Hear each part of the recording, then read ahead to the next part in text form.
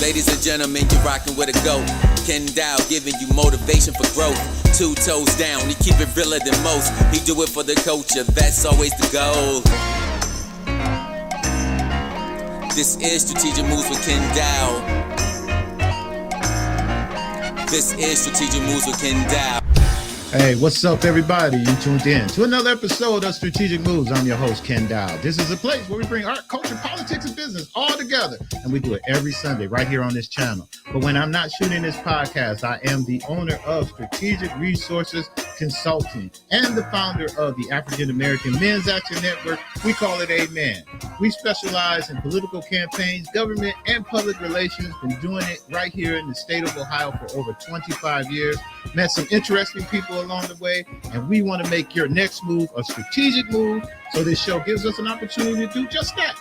I bring in people I've met around the state and around this world. We come in, we sit down, we talk about some of the things that is interesting to us. Hopefully it's something you'll get out of it that'll help you in your business or your personal life. So if this sounds like something you'll be interested in, all I need you to do is hit that like button, hit the subscribe button, and the notification bell as well, so that you would know the next time this program is coming out. So we're going to get started right away. But before we get going, let me do a shout out to the best podcast producer in Cleveland. And we're going to say in the world. That's DJ True. What's happening, brother? What's up with you? Take a deep breath, Ken. I'm taking a deep breath. Take your deep breath. I don't know what's wrong with me today, man. I seem fired up. Maybe it's because we got this new guest on the show who says she's going to take us to new heights we've never been before. Okay, all right, You yeah. know, I'm interested. I in think that, I ran across this person. Yeah. So what's up with you, man? Before we get going, everything good in there? Yeah, everything good. Thank God it's Friday. You know what? Thank God it's Friday. That's right about that. Anything going on for the weekend? Not that I know of. Nothing worth mentioning. Nothing. You got your tickets for Cat Williams? You know he's coming to Cleveland. Oh, when he's coming? April 26th, in 2 weeks from today. We need to get him on the show, man. We can go viral. Yeah, we need to get Cat. Yeah, we get Cat on. We just need Cat for 5 minutes. We don't even need him for that whole hour. Just come on, sit down for 5 minutes. I actually tried to reach out to him. I think he was in Youngstown. They got a venue out there. I think it's called the Cavelli Center. And I tried to reach out to that venue. And they actually put the request in, and then, came back. He's not doing nothing. He said he always helping out the less than thee and all these people who don't. I ain't expecting a Cat. I'm one of these pole podcasters. Help me out, brother. Yeah. Come on down. Come on, help us out, brother. Throw the ladder down. Yeah, jeez. All right, well, let's get into it, because if Cat don't help us, we got somebody else who will. And she's in here today to tell us how we're going to do it. So everybody in the house, let's give a warm welcome to Miss Sherita Carthon. Hey, what's up, lady? Hey. I'm so happy to be here today. Well, we're glad you came into our place, man. I've been doing a thing where I've been talking to very different entrepreneurs around the city of Cleveland. I'm doing this special. We're calling this Entrepreneur Week, where a month, rather. We're going to go out and look for people who are doing things in Cleveland that most people don't know what they're doing. Right. There's a lot of entrepreneurs here. There's a lot of small business folks here. There's a lot of people who've been doing a lot of good things in our city, in our town for years, and people just don't know about them.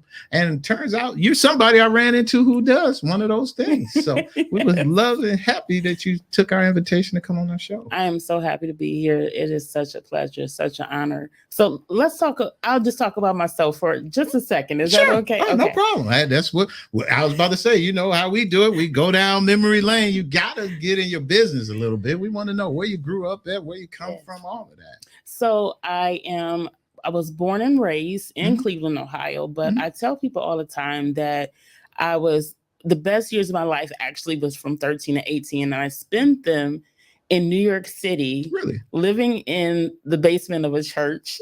My family was homeless. Seriously. So you say the best years? The best years. Yes. Was when you were homeless? Absolutely. Really? Yes. The reason why is because there was no thought about who, what, where, when, and why. When you are homeless and you're living in the church and you are putting yourself in a position where you're at the mercy of the world, honestly, you don't think as much. And in that time, I had an opportunity to just really live. Mhm. I think sometimes in life, we don't live Mhm. at all. We are just going, Mhm. going. When I was in New York with my family, there were so many people who reached out to us. There were so many people who loved on us, provided for us. Of course, it's in the church. So Mhm. most churches have soup kitchens. Mhm. Most churches also have clothing pantries. Mhm. So the bare necessities of things that we needed. I mean, we had shelter, which was the Mhm. church. We also had an opportunity to shop in the thrift store. Mhm. And we also had stuff to eat all the time because the church always having the soup kitchen and feeding the home. So Not was only it feeding- just you, or was it other it was our families? whole family. And other families outside of your family, though, right? No, just our family. It was just your family. So it was my mom, Mhm. it was my dad, and I have a twin sister. Okay. I have an older brother, but he decided that he didn't want to move to New York with us. Now we came homeless on accident, though. Okay. Now how that happened? So again, my mom is a minister; she's a pastor, so they Okay. did a lot of mission work Mhm. in countries overseas, and so we Gotcha. were headed to Africa. Okay. Once we were headed to Africa, all of our visas in this specific package, Mhm. and en route from Cleveland, Ohio to New York, they got lost. So we're at the airport, everything is ready to go, and she's fumbling around, she's getting ready to pull out those visas, and they're not there. Mm. So we have tickets, but we don't have visas, no passports. And so they said, well, we'll take 24 hours and we can come back and figure out what we can do to get you on this flight to Africa. So there was a pastor there, and his name was Pastor Jordan. He's no longer with us, but he said, listen, stay at the church for a couple of days. Let's make a couple phone calls, see what we can figure out so that we can get you guys back on a flight to Africa so you can do the mission trip. Well, 24 hours again turned into 3 years. Really? Yes. Wow. Yes, because we couldn't get it together. She couldn't get the visas in time. And we had already sold our house in Cleveland. We were already stuck. Everything was sold. So it was just time for us to go. And once we were there, we were just stuck. And so, again, that one experience allowed me to understand how to be flexible, how to just really push into life in a way that allows you to relax. Because I think, again, in life, we're just so go. And being homeless allowed me to slow down. So y'all stayed there for 3 years. Then what did you do after that? Where did y'all move to? So after 3 years, one of the members of the church decided that, okay, you guys sleeping in the church and laying on kindergartner cots. So you remember those blue cots? Right. Wow. Those were our beds. Ooh, we Lord. slept on a I know your kindergarten mom cot. and dad was filling them, man. Those cots ain't got no give. Not at all whatsoever. So one of the members of the church said, hey, enough is enough. Come on. The entire family can come out to my house. We can find you jobs. And that was in Long Island. So we moved there to Long Island. And I want to say a year after we moved with the church member, my mom and my dad were able to get secured jobs, and we were able to move in our own place and location. So you end up staying out in Long Island, New York. We stayed in Long Island, and my mom is, I call her a serial PhD, like one of those ladies who has to have a lot of degrees. Oh, I know one. We got one that works right here in our office. Girl got about 7 degrees. Right. But my mom has a lot of degrees, but at the time she was going for her master's degree. So she went to Drew University. It just so happened that Drew University has a college campus where you can actually stay on campus. So she's not only getting her master's degree, we were able to stay on campus, and that's actually where I graduated from, Madison. So the New whole Jersey. family stayed on campus? Absolutely. College housing is off the chain. So wait a minute. Now, hold on. Y'all didn't stay in no dorm, right? No. So Drew University actually has housing, like apartment housing. Really? For their master's degree students, PhD students. Oh, okay. So we had an entire apartment. It was like a 2-bedroom apartment. Okay. So we felt like, and it was just you and your sister. It was me, my twin sister, my mom, and my dad. Yeah. So so it worked out. It worked out. So where is Drew University? It is in Madison, New Jersey. Okay. It is, the population is primarily Italian. So as you might imagine, it was a community where there were, I think in school, there were about 14 blacks, and I was the 13th or 14th one. But Okay, so you went to school out there in Madison, New Jersey. I graduated from Madison. Okay. But that is before I was a serial high schooler, right? So I went to 4 different high I schools. can tell. See how you was rolling. What part of Long Island were you in? Hempstead, Long Island. Okay, shout out to Hempstead. Hempstead. Yes. My mom stays in West Hempstead. Oh. Lakeview. They call it Lakeview. Yes. Okay. Yes. Yeah, Latif be going up there. Okay. Yeah, I love Hempstead. Hempstead is dope. Never heard of it. You should go. That's where my Probably a nice from. place, huh? It's nice. I believe the scenic views that's what's going to get you. What's the scenic view of? Just the scenery, though. Just being Is that on like Long near Island. the water or anything? Yeah, I mean they have beaches and Okay, lakes and it just Long Island, of course, is off of the city, right? So it's really it's just like going from being in inner city Cleveland, then going to Cleveland Heights. You know, it's just relax. Gotcha. Just relax. Okay. All right. So then what after that you went to high school and then you decided you wanted to go to college? I did go to college. So I wanted to get in Syracuse University. I didn't get accepted. Then I said, okay, I want to go to St. John's University. I did not get accepted. So at this point, I was saying to myself, I wanted to be a journalist. And Syracuse at the time was the highest journalism school you could attend. So I was devastated. Adrian University had a college fair. And I went to the college fair. My mom said, don't be discouraged. Just go to the college fair. And Wilberforce University happened to be there. Wilberforce and Central State. So Wilberforce, they said, I think you should apply. I think you would be a great candidate for the school. And I did it as a joke.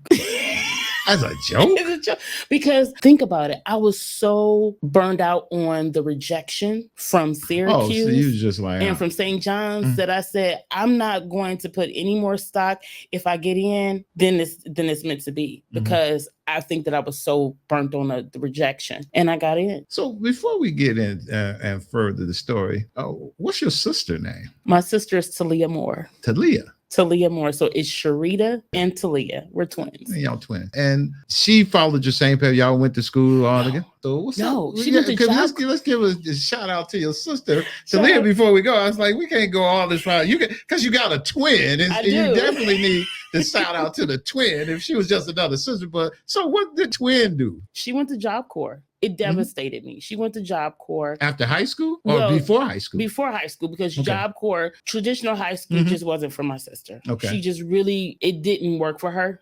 And she decided that she would try Job Corps to see if it would be a better fit for her. And it was able to go to Job Corps. She did get her GED. And she booked in what, your 8th, 9th, 10th grade? What year did she decide to go? So this is an interesting story. Okay. When we were in Hempstead, we were bullied a lot. Really? A lot. Just kids, general kids. There was this one young lady who decided to bully my sister a little bit more than the average kid. This girl she looked like a linebacker. Really? She did. And she threw my twin sister over the balcony of the school. That, of course, it's like the first floor. Really? And then it's the second floor. And they got into a fight. She threw her over the balcony. Wow. And my twin sister said, I just can't do it. High school no more. So that's when she left. 10th grade. 10th grade she left, and she went to where they end up sending her at Job Corps? She went to Oneonta. What is that? Man, you're coming over some the Catskills. Wow.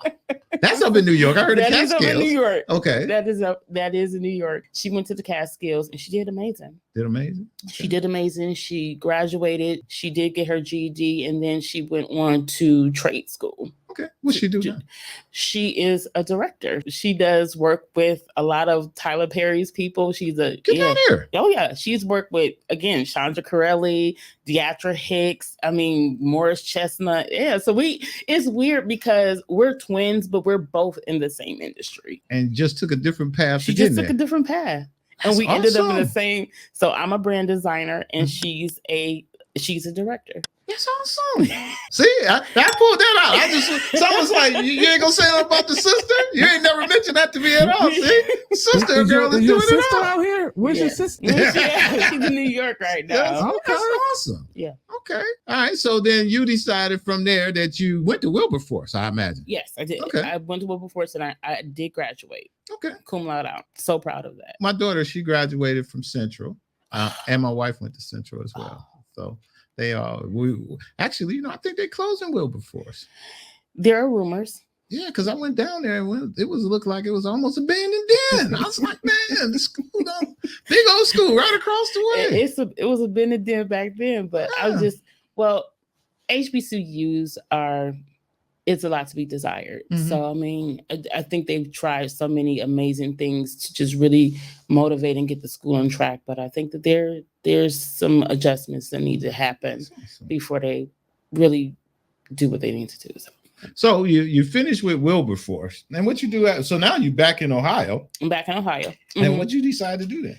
So I'll just say this. I decided I wanted to be a journalist. Mm-hmm. Of course, I wanted to be just like Oprah Winfrey. Mm-hmm. And I found out a lot at that time, I just found out so many things about media, that how it was controlled, how it was orchestrated, how there was just it's such a push for negativity. Mm-hmm. And I decided that that's not how I wanted to live my life. Okay. And then I was devastated because what am I going to do now? Everything that I've done, everything that I've built was based off of this idea that I was going to become this print journalist. Mm-hmm. And I say print journalist because people would tell me you will look good in the newspaper.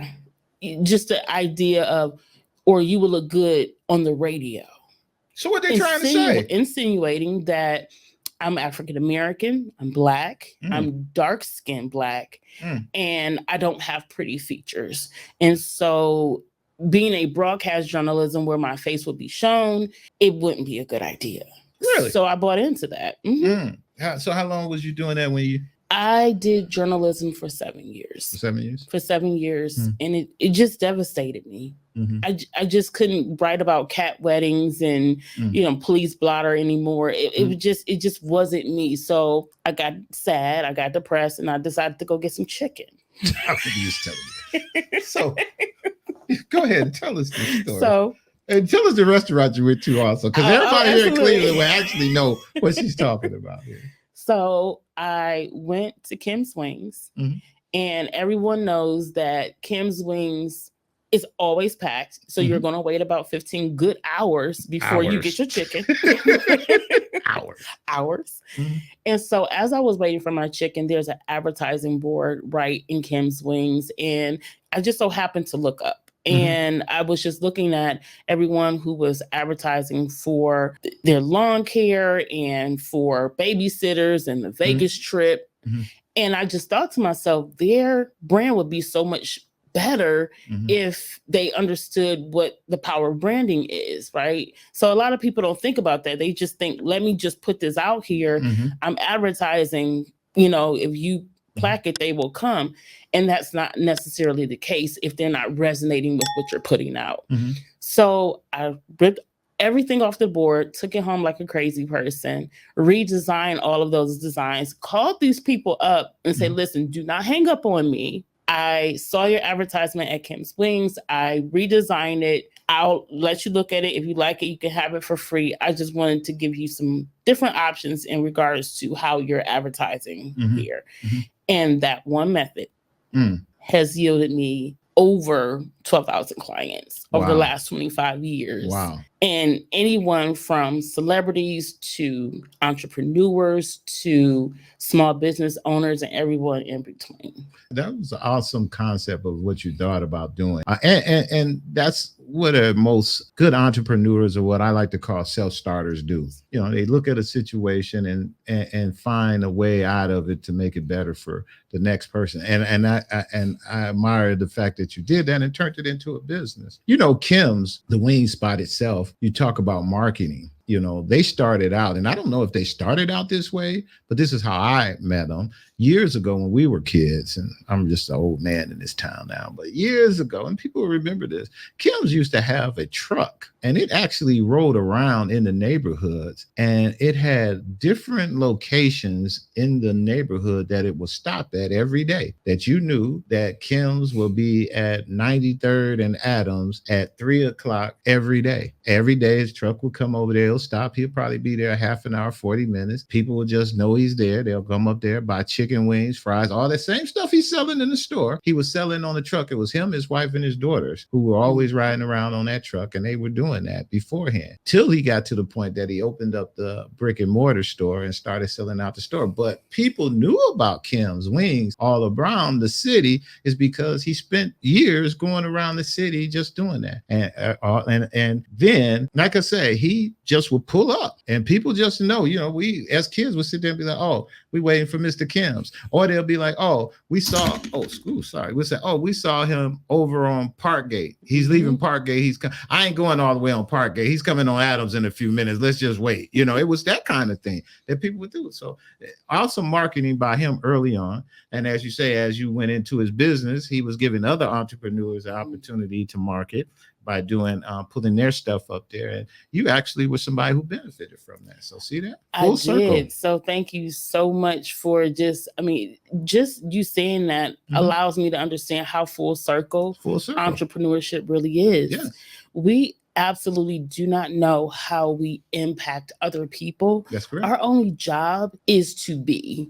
And by him being consistently there, by him being able to be consistently open and offer this chicken to the greater Cleveland community, I was able to see something in his business. Wow. Right. And then other businesses. And that's how we actually impact each other. That's correct. As entrepreneurs. Sometimes we think that there has to be this glamorous thing that happens to us or this unearthing. And it's not. It's honestly really simple. That's correct. When we give into each other, when we do our work, and then we give into each other, it just works. That's how correct. God works. Yeah. Awesome. So you got that. You said it turned you into all these clients. And so now tell us about what you're doing today. We're going to get into your entrepreneurship, your business, and all this stuff. So tell us what you do now and the name of your business, and what are you doing for people here in Cleveland? So what I am doing now is a project called Power Brand.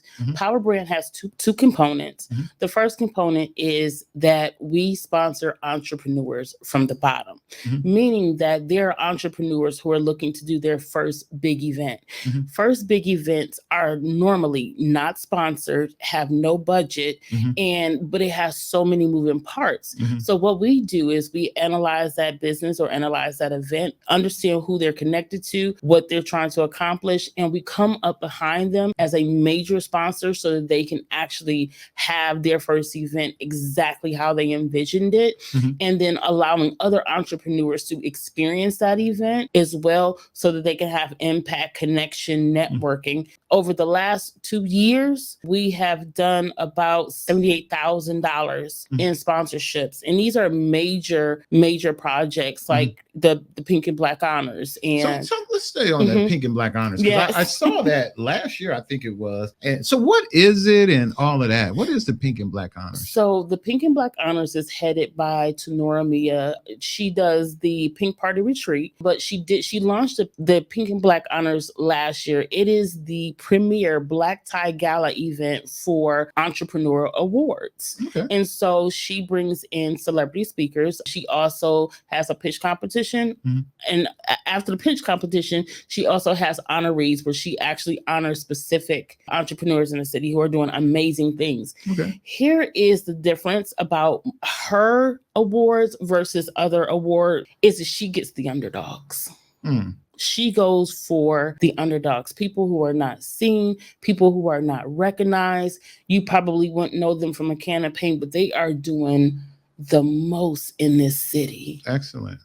What I learned also, and I might get in trouble for saying this, is that there are so many amazing people in the city of Cleveland, but what we've learned in just social groups is that we are myopic, meaning that there are a certain number of people who get awards or are recognized for what they do just because they're so present. But there are so many other entrepreneurs who may go on the undercurrent because they're not recognized, and they may quit or they may feel like this is not what I'm supposed to do. The Pink and Black Honors cuts all of that out. It says, no, I see you. I know what you're doing. And just like strategic moves with Ken, the entrepreneurs who other people don't see, and you're bringing them on your show, you're recognizing them, you're giving them a platform. And that's what the Pink and Black Honors does. And so this is my first year on the project. So I wasn't on the project last year, but Tenora again gave me a chance and said, I absolutely love your branding. I would love to work with you. Excellent. And we sponsored it. We just said, listen, whatever it is that you need, we are here for you. And it is just working. And the things that we're doing, how I'm learning and growing as a graphic designer, how she's taking other entrepreneurs under her belt with this project is just something short of amazing. Excellent. Yeah. Excellent. I saw that last year, and I saw they were doing some good things in the banquet. So you make sure you get Listen, tickets. You can have I have a VIP suite. You can have a VIP. I just definitely come want through. to be there and be a part of that. I thought it was so amazing last year. So definitely. So what else you been doing? So tips.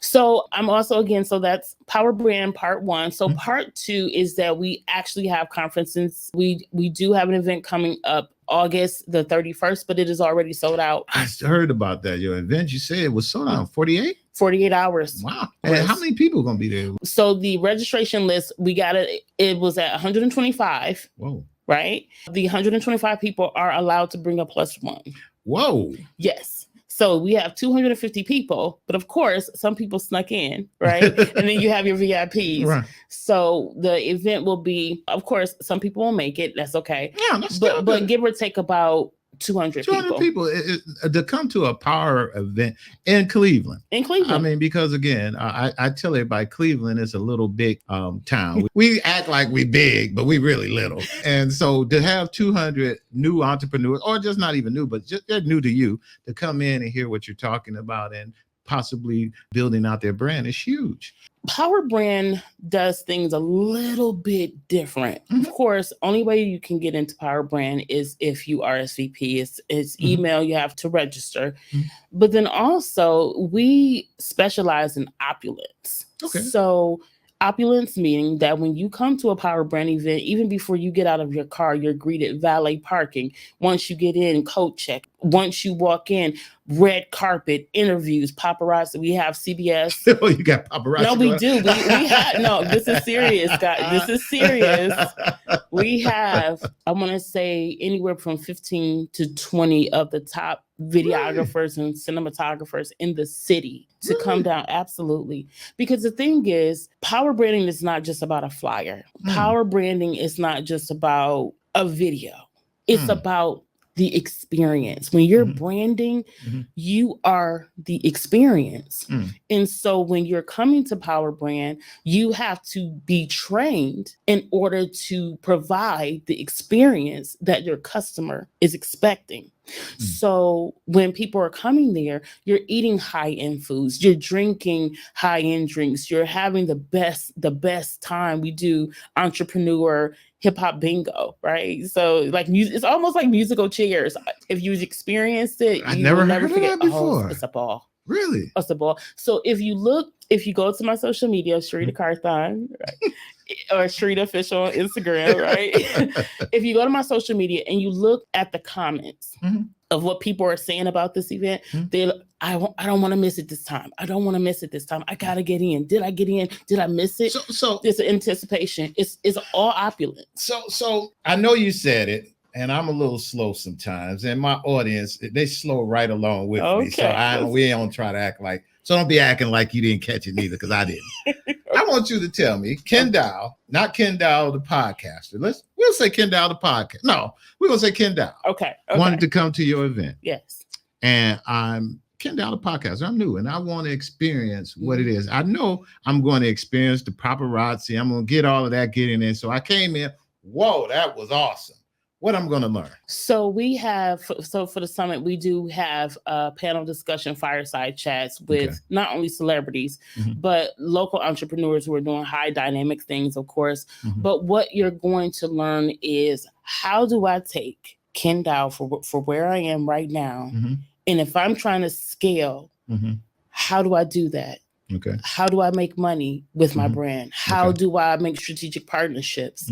How do I get sponsored Okay. for events. So these are the things that you're going to learn. And not only that, how do I connect with other people so that I can really, really blow this thing out of the water? Gotcha. Because of course, I say this, you're much more advanced as a podcaster than most people.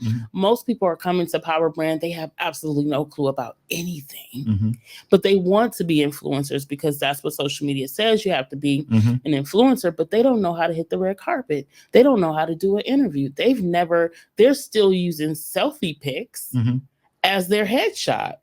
So what's an influencer? That's a great question. I believe, and I'll say this, an influencer is someone who specifically chooses to put themselves, their image, their brand, their body, their likeness out for the world to see. And everything that comes out of their mouth is absolutely an influence on the masses, whether it's positive or negative. Is there a certain number that makes you an influencer? Absolutely not. Influence, even if you influence one person, makes you an influencer. One person makes you an influencer. If you decide that you are going to use your voice or your likeness to speak to the world, you're an influencer. So people would think, oh, I don't have a big social media following. That has nothing to do with anything. Everything that I do under Power Brand is strategic. Everything that I do, people say, I've never met you before, but I've seen you everywhere. That's intentional. I saw you at this event. That's intentional. Because every time I go out, I'm influencing. So I'm an influencer. So I think about what I wear, what I put on my face, how I'm carrying myself. That's all influence. Well, how do you determine in business? Because here's the problem I have: finding the real from the fakes. You see what I mean? I mean, I truly been in business 25 years. Yeah. Record show. It ain't no bull crap. I can pull it all up, and there's a bunch of people who say, oh, yeah, he did what he did. It's there. Proof is in the pudding. But nowadays, yes, it's hard to find people who can actually put the proof with the pudding, okay? And then what they rely on is the fact that they say, I'm an influencer. Right. And I have 30,000 people that's following me, which we all know that you can buy 30,000 people to follow you. Yeah. And that kind of thing to make yourself look to be as anything you can. So how do you determine the real from the fake? I ask people this all the time. Have you ever been in love? And I know you're thinking, like, what does that have to do with it? That was the first thing that's in my mind. It was, what did love got to do with it? But go ahead. I'm going to ride with you. Okay. Go ahead, sis. Let's go. I say this. Have you ever been in love? Everyone knows that when you're in a relationship, the first 3 months of the relationship is completely fake, right? Because everything you're doing is you're trying to please that person. Now, you talk to someone who's been married for 5 years, then you talk to someone who's been married for 10 years, then you talk to someone who's been married for 50 years. That 50-year relationship, you can't fake that.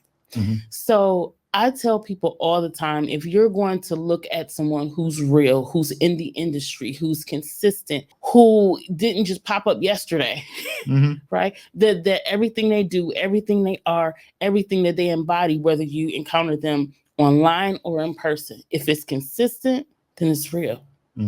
But if it's inconsistent, and if there is things that they are not exemplifying, that just says something is not adding up right, pick it out. Follow your tuition. Allow yourself to really experience people in real life. Most people don't, because then you would have to be authentic. If I'm authentic and you're authentic, we would have to be authentic together. But a lot of people aren't. So I tell people, look at the person who's going to be doing it regardless. Not when the camera is on, not when the lights are up, but they are just in the trenches every single day, day in and day out. That's the person you look for. That's interesting, because it's really hard today, you know, trying to just find the people who say they can do what they can do. I go through a lot of people who I've met who always say they can do what they can do and just don't. And you know, I'm fine with that. I'd much rather take the person who's honest with me up front to say that I may not know, because I'm good with that. Because now I get a chance to train this person, and you're going to learn it the way I want you to learn it. Yes. And you're going to do it the way I want. So I'm not scared of that person, but I don't want you to come in here and tell me you got all of this experience and can do all of this, because now my mindset is different on how I want to interact with you. And then when you do, you can't. Now I'm disappointed, and I don't believe nothing else that you say you can do. And it throws it all out the water. And so that message is to that person who's listening. Just be honest up front. You probably, especially with the older business people who are looking for that person, we're not going to believe you if you come in there with the bullshit. So if you came correct the first time, I think it'll be, you stand a much better shot. So you don't have to come in with a book of business that say you all that if you're willing to learn, especially with somebody who already know the business. So that's the other. I think that's also important is that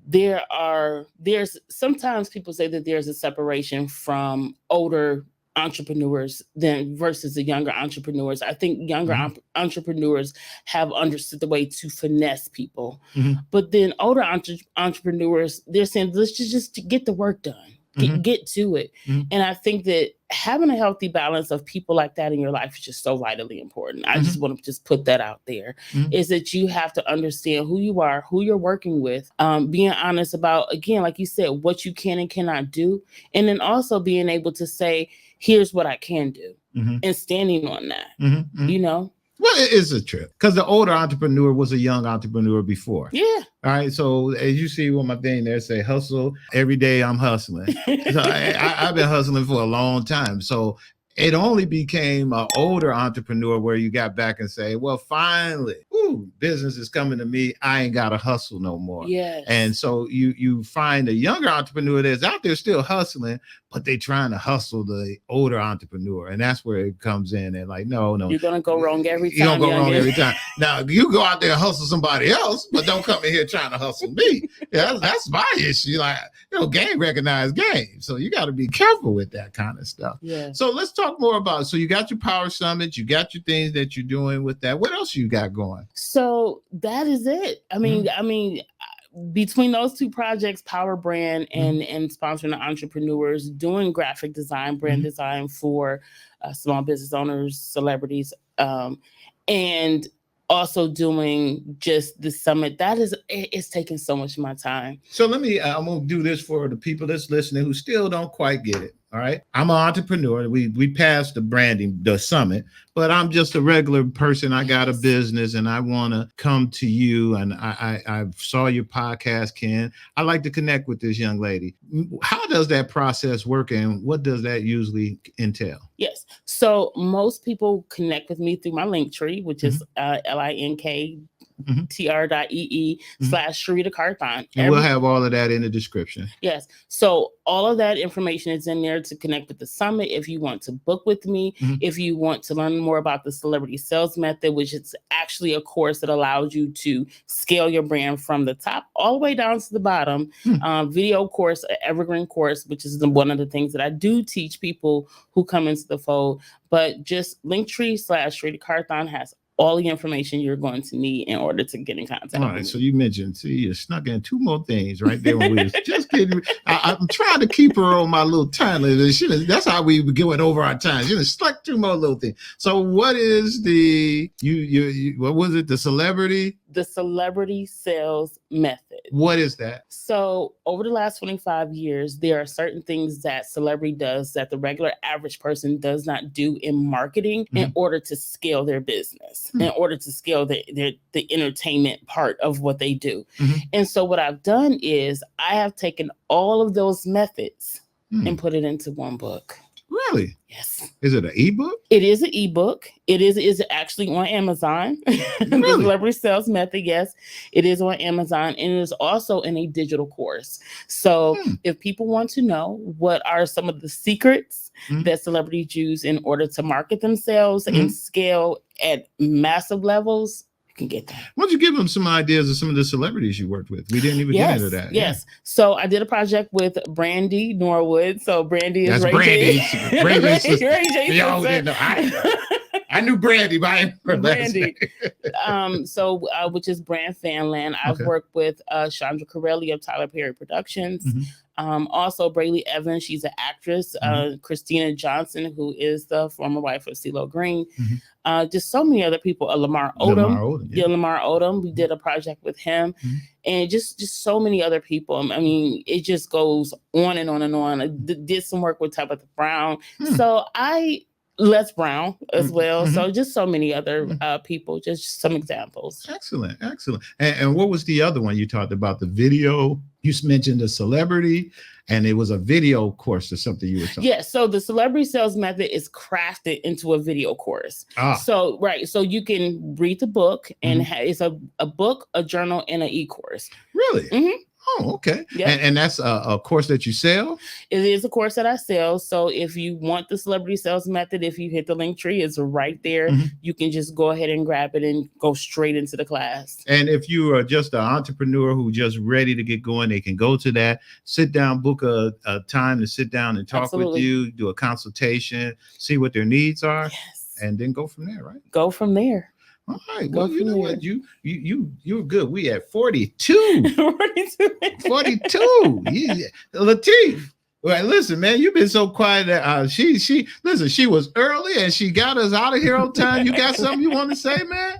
Man, yeah, she was good, but so can you give me a project that you seen and you was kind of iffy on, but it turned out to be like one of the best projects you've done? Okay, sure. Or it just turned out, it surprised you how good it did? Yes.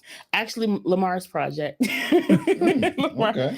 So anytime I actually work with a celebrity, I'm very nervous because I know that their brand is going to go to the masses. So Lamar has a project called Son of God and Son of Man. And I started to work on a project and I got nervous right in the middle of it. And I told him I can't do it. Really? I did. You was about to bail out on it? Because I was so in my head about the designs that I was creating for him because I wanted it to be so perfect. And he said something to me that was just so pivotal. He said, Sherita, just be you. Just take your mind off of it, create, and just come back and just let me see what you got. So I designed it. And even though I was in my head, I sent it over to him. And he said, I absolutely love it. Really? He's like, I love it. I cried. That is the first time I actually cried on a project. Wow. Because I don't like, as a graphic designer, just like as any artist, I don't like everything that I do. And just to know that I created something that he liked and that he approved of and he could see that is something that he wanted to wear on his body and represent to the world that he was a part of. So how do celebrities actually find you? Like, are you approaching them? Are they referring? Are you getting referred somehow? Are you in some kind of special celebrity handbook where they go through and pick you out? Like, how do they find you? That's an amazing question. Relationships are everything. So the thing is, just with the first project I ever did was with a celebrity was with Brandy. And so I didn't actually go to Brandy to do the project. I just did it. And it became successful and there were certain posts on that project that became viral. And her team reached out to me and said, well, who are you? Wow. So just a lot of the things that I've done with celebrities has been word of mouth. Or passion projects that I've just kind of taken on and just tested that really work well, and their management will reach out to me. But being a celebrity brand designer, again, I will say it again, it's all about relationships. It's all about, hey, Sherita just did this for me. Hey, we just did another t-shirt project. Hey, the Migos need this. So that's what it's all about. It's all about phone calls and relationship. It sounds like you got like a hell of an initiative. Like, you just gonna go out there. If you got something in your head, you just gonna do it. So I definitely appreciate that. We're going to close you out with some of our final questions we ask our guests when we usually close our show. So you ready? Yes. All right, here's a few. All right. If there was a person you could trade places with for a day, who would it be? Oprah. Oprah Winfrey. Why? Because I always wanted to be just like her. And so I think that sometimes just as a grown kid, I think that is still inside of me, wanting to understand and know what it was like just to be her. And to walk in her shoes, to see the things that she struggles with, some of the things that inspires her, it would absolutely be Oprah. All right. What is your guilty pleasure? Ice cream. What kind? What kind? I love gelato ice cream. Gelato. Caramel is it's caramel. Salted caramel. Salted caramel. You're gelato all right ice with cream. me. See, there you go. You're all right with me. What's the best compliment you ever got? That I have beautiful eyes. Really? I have chinky. My eyes are almond, chinky, and But people see I have a beautiful smile. She got those lids on them today, y'all. We can't tell. I got 3 girls, so I can make those comments. They all wear them too. All right. What's the worst advice you ever got? That's bad advice. That's the worst advice. That's the worst advice. That is the worst advice, because if you tell somebody that they can't fail or that they can't make a mistake, knowing that the best levels of success, that mistakes are made and that you do fail, but you just get back up and keep going. That is the worst. That is absolutely the worst. I would tell people, fail often, fail quick, get back in there, get it done. Excellent. That's good advice too. I like that. Something you wish you was better at. Organization. That's everybody. Yeah. I fangirl over people who are super organized. Because I feel as a creative, a part of me is scatterbrained a little bit, but I love super organizational people that have the tabs and the, the boxes and stuff. I love that. I really do. I wish I was organized like that. And people I know, I'm with you. I admire. Yeah, we all admire organizing person. I mean, you have the little to-do pads and the calendars. Those are valuable people. They are really valuable. They're great. They're great. And last but not least, what never fails to make you laugh? Well, you having one of them bad moments and somebody call you or you think about it, you be like, that's some silly shit. It always makes you laugh, no matter what. My guilty pleasure is cat videos. Like, oh, are you kidding me? No, seriously. I'll kick you out of here now. Cat videos. The skippity pops are serious. The skippity pops are serious. What's a skippity pop? A skippity pop is when a cat just like snap back at another cat and they just keep hitting them like back to back.